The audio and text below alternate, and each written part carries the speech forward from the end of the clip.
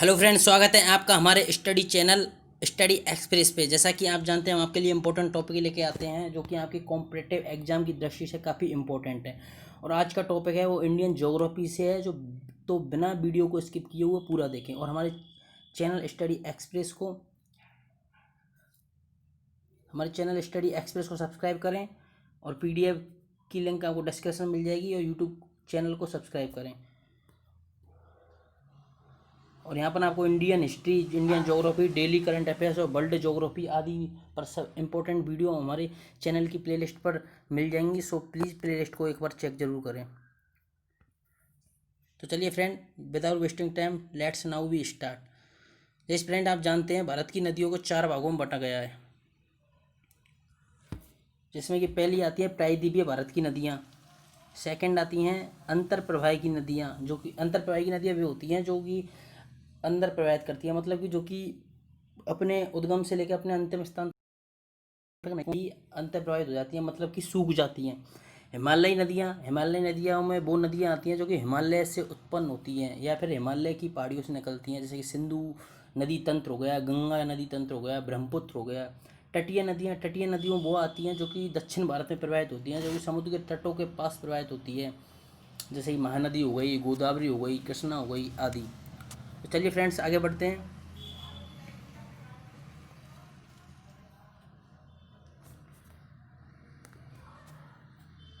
तो फ्रेंड्स, यहाँ पर पहली नदी है सिंधु नदी।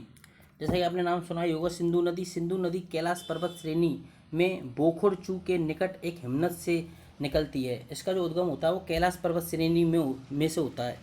तो कैलाश पर्वत श्रेणी आपको पता है फ्रेंड्स, ये हिमालय पर्वत श्रेणी में स्थित है। सेकंड आती है सतलज नदी। सतलज नदी का जो उद्गम होता है कैलाश पर्वत पर स्थित मानसरोवर झील के पास राकसताल झील से होता है। ये कहाँ से होता है फ्रेंड? राकसताल से होता है। और थर्ड वन आती है झेलम नदी।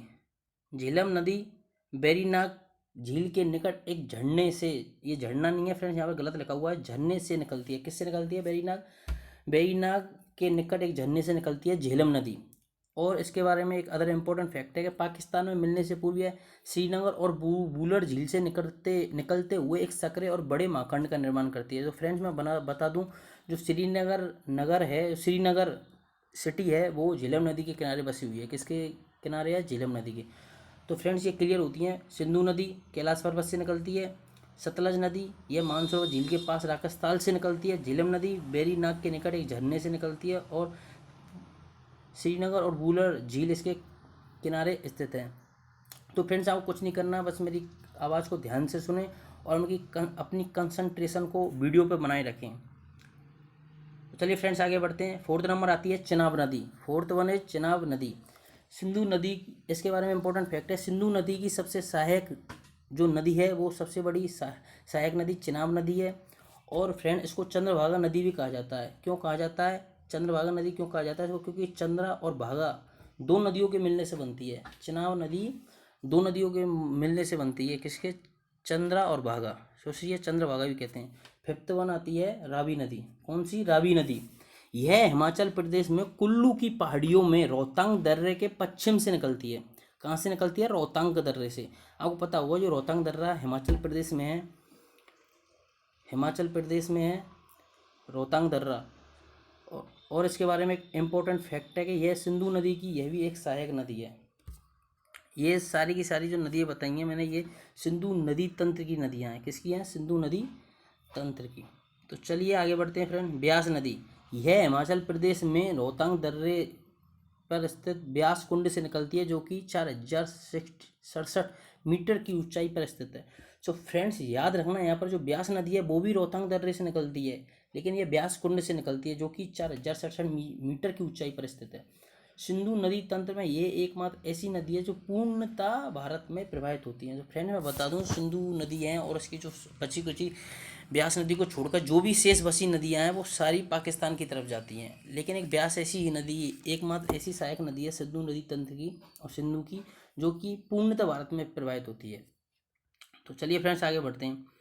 आगे गंगा नदी, जैसा कि आपने सुना ही होगा, गंगा नदी भारत की सबसे पवित्र नदी माना जाता है गंगा नदी। यह गंगोत्री ग्लेशियर से निकलती है। किससे निकलती है? गंगोत्री ग्लेशियर से। यह उत्तरी भारत की सबसे प्रमुख नदी है। और फ्रेंड्स यह उत्तर भारत की सबसे प्रमुख नदी है। और मैं बता दूं कि यह भारत में ओनली मतलब भारत में प्रवाहित होने के आधार पे जो मतलब भारत में प्रवाहित होने के आधार पे यह भारत की सबसे बड़ी नदी है।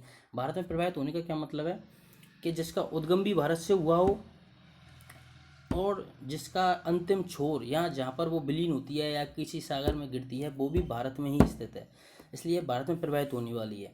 और वैसे ब्रह्मपुत्र को माना जाता है, लेकिन ब्रह्मपुत्र क्या है, अंतर्राष्ट्रीय नदी है। वो चाइना से होते हुए बांग्लादेश में भी बहती है, इंडिया में भी बहती है, इसलिए पूर्णतः भारत में प्रवाहित होने वाली गंगा नदी है सबसे लंबी।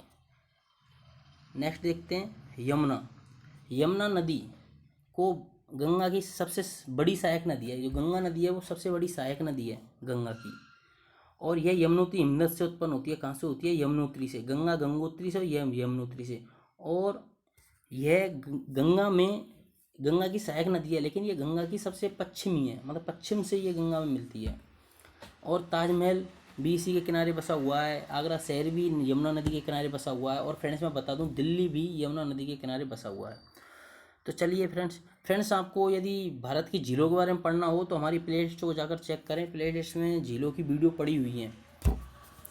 तो चलिए, और फ्रेंड्स मतलब जो नदियों के किनारे बसे हुए शहरों की भी आप प्ले लिस्ट में जाके वीडियो देख सकते हैं, वो काफ़ी इंपॉर्टेंट है। तो चलिए फ्रेंड्स आगे बढ़ते हैं। ये 9 नंबर घग्गर नदी।